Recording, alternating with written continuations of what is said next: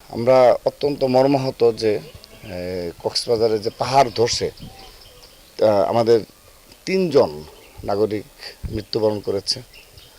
তো তাদের পরিবারের সাথে আমরা সাক্ষাৎ করছি এবং আমাদের পক্ষ থেকে যতটা সম্ভব আর্থিক যে অনুদান মানে সহযোগিতা আমরা প্রস্তুতি দিচ্ছি।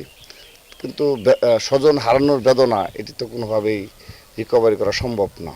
কিন্তু আমরা তাদেরকে এটি আশ্বস্ত করছি যে আমাদের ছাত্র দলের পক্ষ থেকে যতটুকু সম্ভব ইতিমধ্যে আমাদের ছাত্র দলের বিশেষ করে সভাপতি সাধারণ সম্পাদক মানে আমি ছাত্র কেন্দ্রীয় সংসদের যে প্রত্যাশা রাখি তার থেকে অনেক বেশি বড় ভূমিকা পালন করেছে।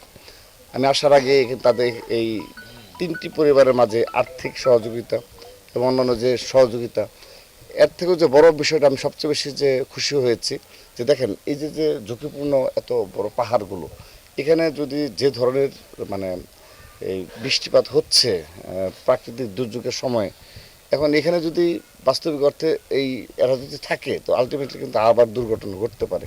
তো সেক্ষেত্রে আমাদের ছাত্রদলের পক্ষ থেকে তারা বারবার এসে সতর্ক করেছে, রিকোয়েস্ট করেছে তারা যেন এখানে না থাকে, আশ্রয় কেন্দ্রে আশ্রয় নেবে। তারপর যখন মোটামুটি আরেকটু সময় গেলে যখন আরও 5-7 দিন হয়তো বৃষ্টি হতে পারে কিন্তু তো সেক্ষেত্রে ভূমিধস আশঙ্কা রয়ে গেছে।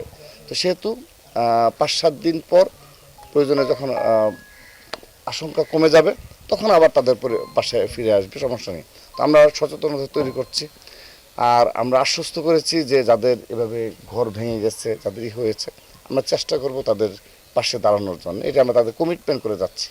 এই 3টি পরিবার যাদের স্বজন হারিয়েছে পাহাড় ধসে যাদের 3জন পরিবার সদস্য নিহত হয়েছেন মৃত্যুবরণ করেছেন তাদের পাশে আমরা আর্থিকভাবে দাঁড়িয়েছি এবং তাদের পাশে আমরা যেহেতু ঘর ভেঙে গেছে আমরা চেষ্টা করবো বাসস্থান নির্মাণ করে দেওয়ার জন্য।